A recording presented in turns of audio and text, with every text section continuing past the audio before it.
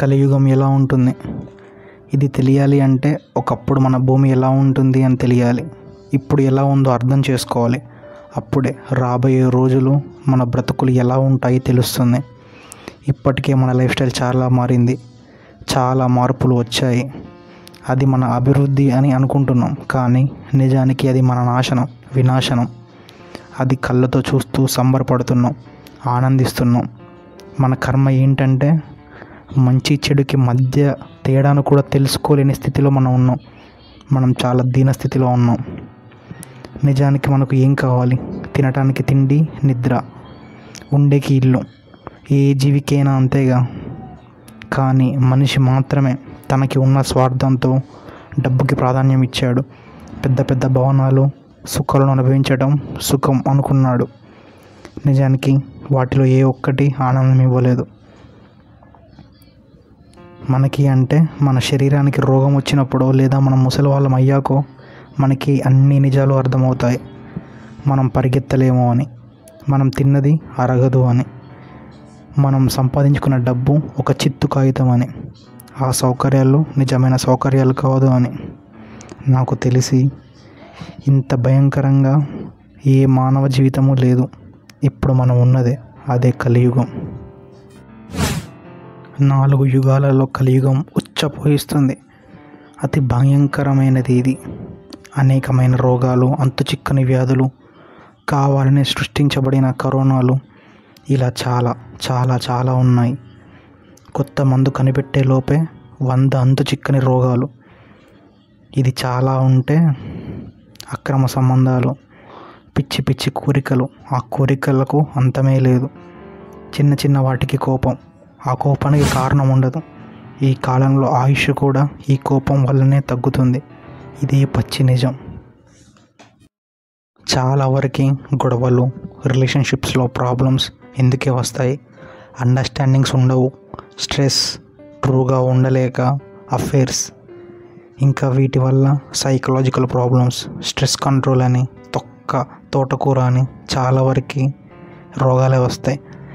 ఇప్పుడు brain related diseases అన్నీ వస్తున్నాయి.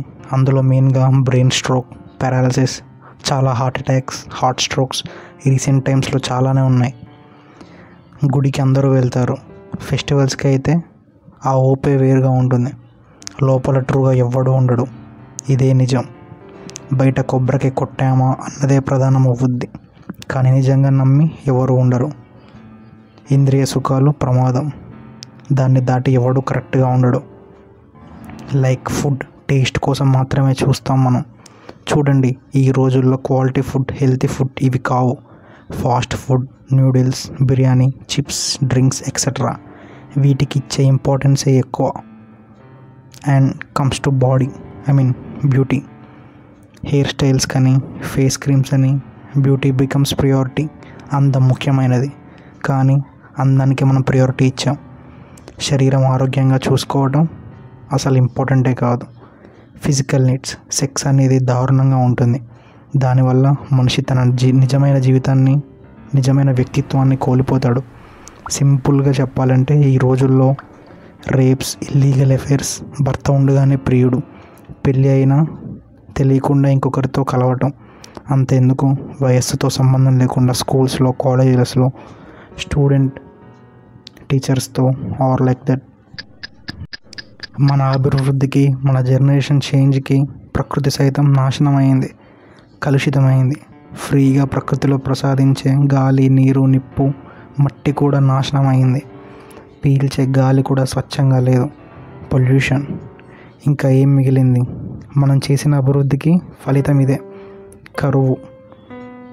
అమెరికా లాంటి దేశాలలో కూడా సరిగా తిండి లేక కొన్ని వందల మంది చనిపోయారు. మన దేశంలో ఇప్పటికీ ఏడుస్తూనే ఉంది పేదరికంతో.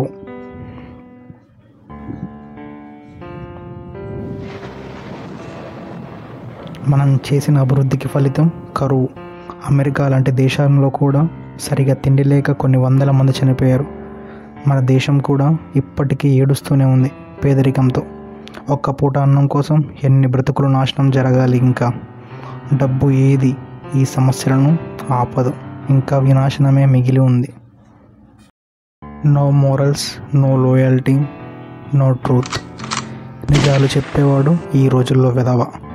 అలా చెప్పేవాడు జోకర్ అవుతాడు. మోసాలు, ద్రోహాలు, డబ్బు కోసం నీతి తప్పిన వాళ్ళే ఈ రోజులో గౌరవం పొందుతారు. ఉద్యోగాలకి తెలివే అవసరమే లేదు.